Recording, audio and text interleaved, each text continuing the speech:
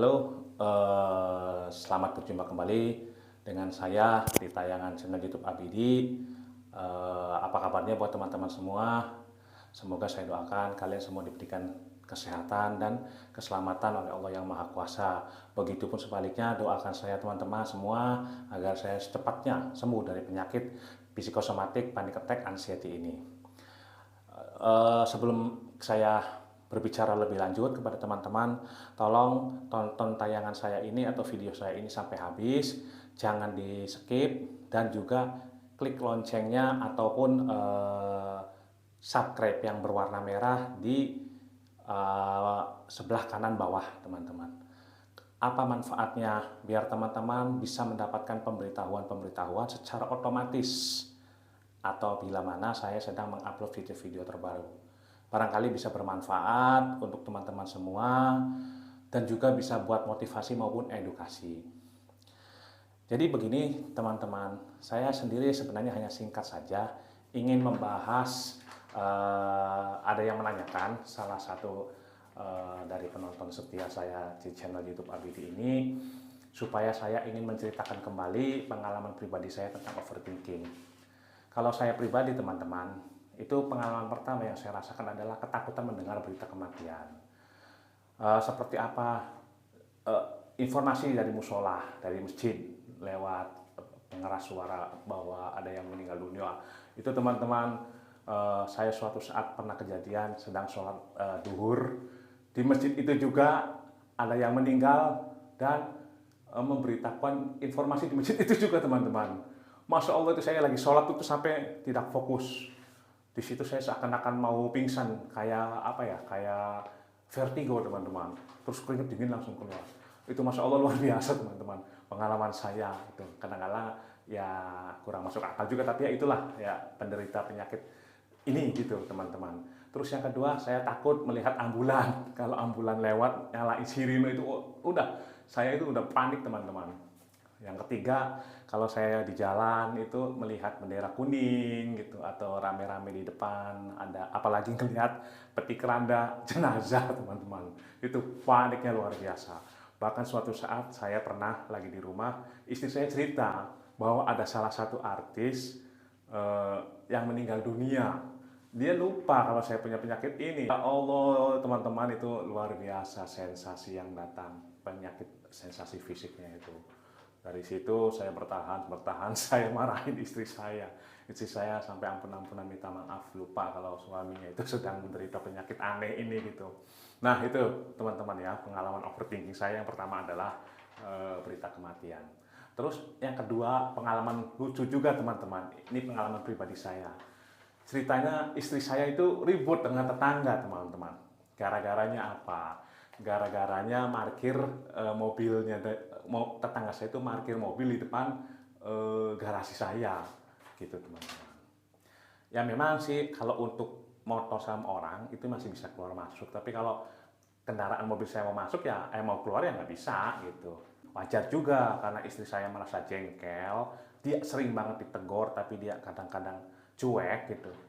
Nah, si ributnya istri saya dengan tetangga itu gitu, itu saya teman-teman sensasinya luar biasa teman-teman. Saya tuh jantung berdebar-debar, terus seakan-akan kayak mau pingsan teman-teman. Saya langsung kayak apa ya, kayak merasa uh, gemeter, gemeter itu teman. Padahal yang ribut siapa? Yang ribut istri saya dengan istri dia, maksudnya gitu, sesama istri gitu. Dan yang ketiganya, overthinking saya begini teman-teman ya. Jadi saya tuh tidak boleh mendengar berita yang buruk, apapun itu. Jujur, saya sama keluarga, saya sama istri itu ngomong berpesan, tolong selagi saya sedang menderita penyakit ini, jangan kasih input yang jelek, kabar yang jelek gitu teman-teman. Takutnya nanti jadi kepikiran buat saya, otomatis akan menjalar kemana-mana dampaknya. Itu teman-teman. Jadi saya sama istri, ya mohon maaf ya teman-teman ya, selama menderita penyakit ini kadang-kadang saya juga kasihan sama istri saya juga salut sama istri saya selama mendampingi saya hampir satu tahun menderita penyakit ini. Saya tidak diajak diskusi secara berlebihan tentang kesusahan-kesusahan, tentang apa ya namanya permasalahan-permasalahan di dalam rumah tangga saya dengan istri. Artinya tidak membahas masalah ya namanya orang hidup ya teman-teman ya. Ini mau bagaimana itu bagaimana enggak. Alhamdulillah istri saya bisa menyelesaikan sendiri. Saya berterima kasih sama istri saya atas perjuangan dan pengorbanannya mendampingi saya selama penyakit ini. I love you buat istri saya teman-teman. Terus yang keempatnya teman-teman, saya itu tidak boleh ya melihat orang kecelakaan. Kalau saya lagi nyetir kendaraan dalam radius berapa meter, ngelihat macet rame, saya udah panik teman-teman. Gitu. Pernah ada kejadian, saya mau berangkat ke kantor, ada yang kecelakaan, macet panjang. Itu teman-teman walaupun saya lewat ya, saya memberanikan diri lewat kecelakaan itu, tapi saya sambil buang muka teman-teman. Kecelakaannya misalkan di sebelah kiri ya teman-teman ya, gitu ya. Saya nggak ngeliat, saya buang muka sebelah kanan, jadi ini yang ngeliat teman-teman. Itu teman-teman, overthinking yang sering saya rasakan itu. Jadi jangan sampai terlihat oleh mata, karena pasti akan terekam oleh memori saya. Sesuatu yang buruk itu baik yang didengar maupun yang dilihat oleh mata kita itu akan kerekam oleh otak dan akan menyebabkannya itu timbulnya gejala fisik buat penyakit yang namanya psikosomatik panic attack anxiety itu teman-teman. Itu yang saya rasakan itu teman-teman ya, ini pribadi saya itu teman-teman ya. Jadi banyak sekali sebenarnya teman-teman, cuman yang sering saya rasakan itu yang saya tadi sebutkan teman-teman. Nah, itu kisah overthinking saya teman-teman. Terus saya juga kebetulan punya teman psikolog. Saya bercerita juga.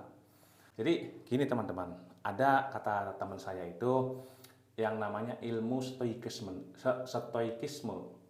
Ilmu jadi merubah pola pikir teman-teman. Ini kita berbagi cerita aja ya. Ini karena saya tadi bermanfaat sekali saya ngobrol sama teman saya yang psikolog gitu. Jadi kadang-kadang oh iya ini bener mau saya terapkan teman-teman ya gitu.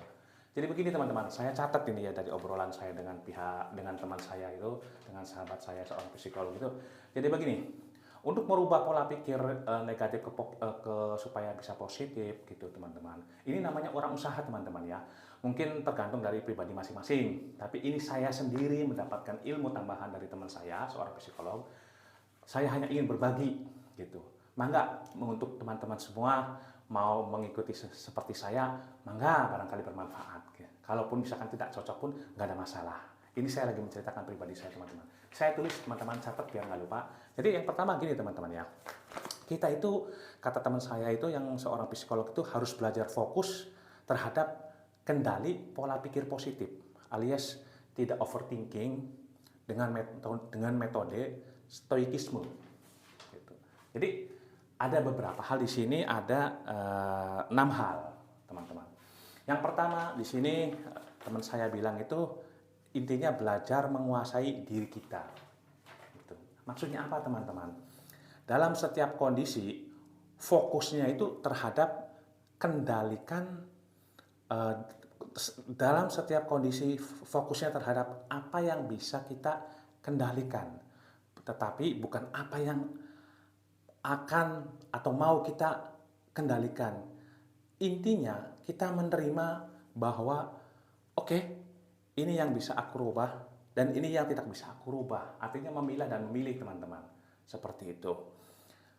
Kita itu ingin merubah sesuatu yang di luar kendali, susah teman-teman. Kita bisa stres teman, kesel, dan kita juga bakal akan berpikir ke situ terus.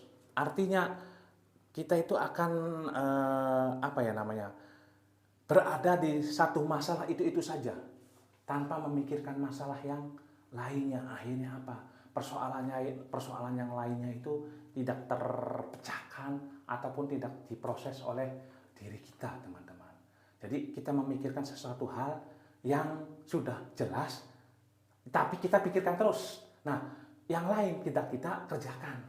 Itu teman-teman, yang namanya belajar menguasai diri kita.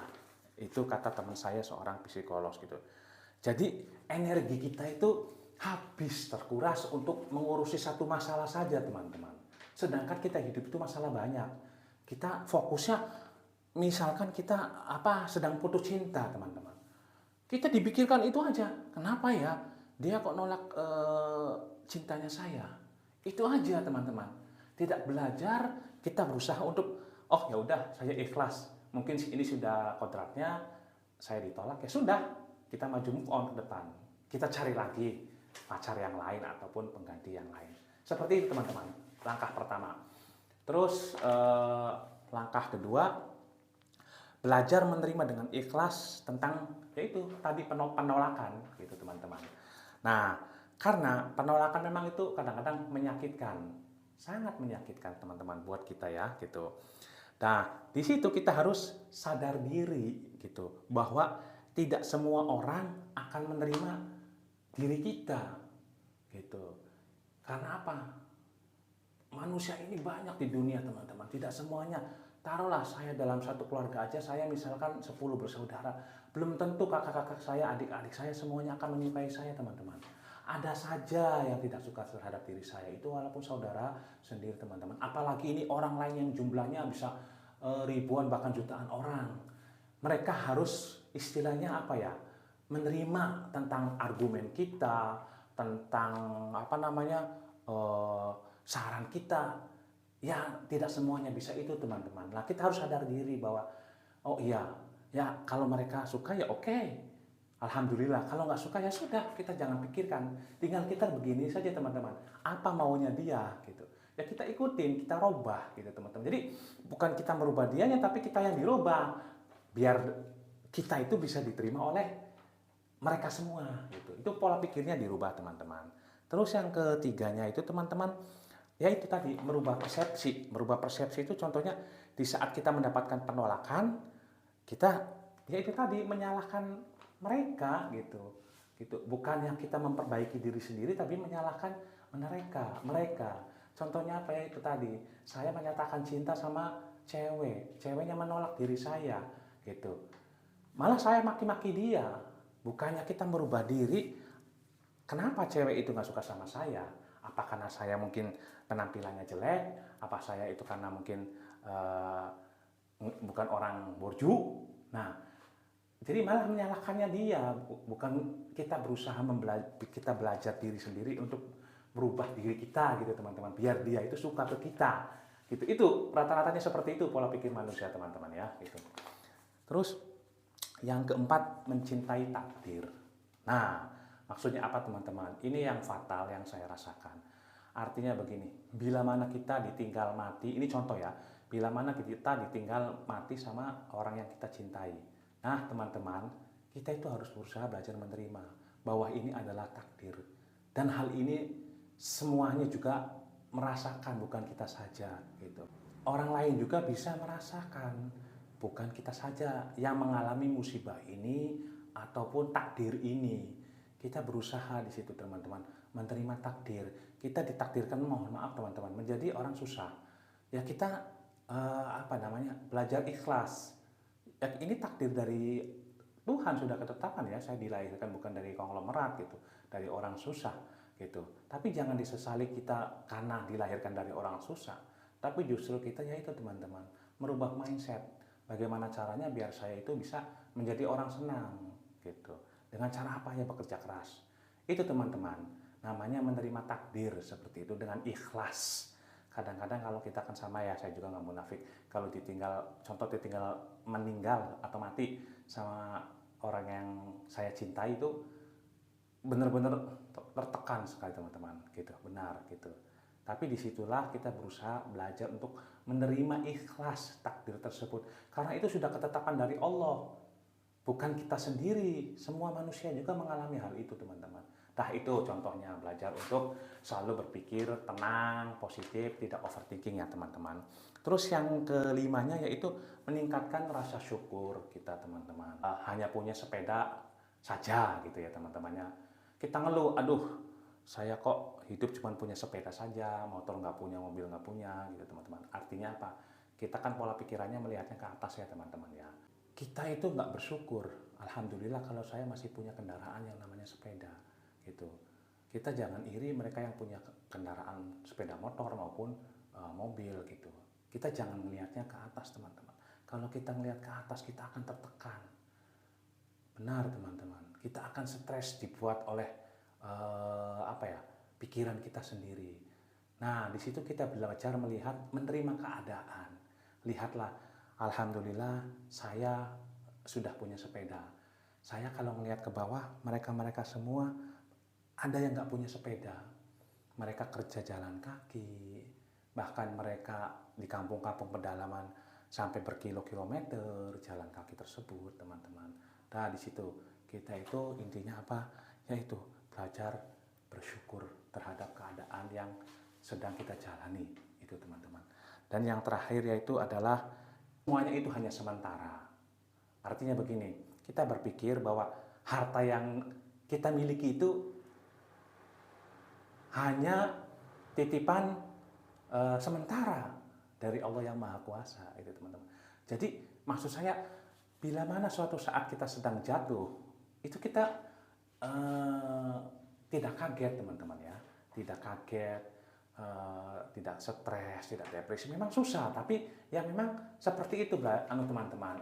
Dalam ilmu psikologi itu seperti itu diajarin. Jadi kata teman saya itu, ya hampir memang semua manusia seperti itu gitu. Dia juga ngomong, ya susah, tapi ini kan teori ya teman-teman ya.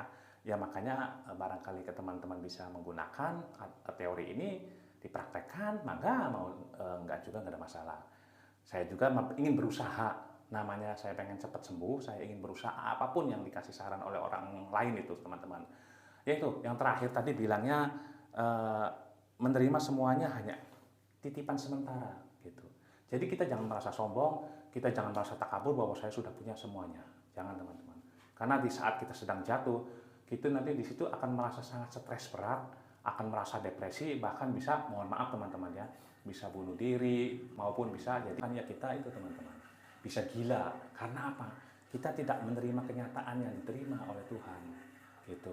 Dulu saya punya semuanya, harta bergelimang, sekarang saya rumah pun nggak punya.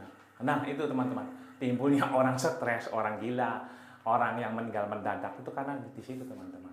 Karena apa? Ya itu tadi bilang, nggak berpikir kalau ini hanya titipan sementara. Memang ini ilmu yang disebut metode stoikisme ini memang ini ya teman-teman ya, berat untuk dijalankan. Tapi bagi yang ingin sembuh, apa salahnya kita coba? Seperti saya, memang berat teman-teman, tapi apa salahnya kita coba? Kita tinggal lihat dari poin 6 ini, mana yang kita bisa berhasil dikerjakan. Itu teman-teman, gitu. Kalau nggak bisa semuanya nggak apa-apa, minimal 1-2 poin kita bisa. Intinya apa? Kita kan pengen sembuh teman-teman. Segala macam usaha ikhtiar kita jalankan, kan seperti itu. Gitu. Nah, itu saja teman-teman. Saran saya berbagi informasi ini dan semoga bermanfaat bagi yang menontonnya, bisa buat motivasi maupun edukasi. Oke, mungkin di sini saja teman-teman seputar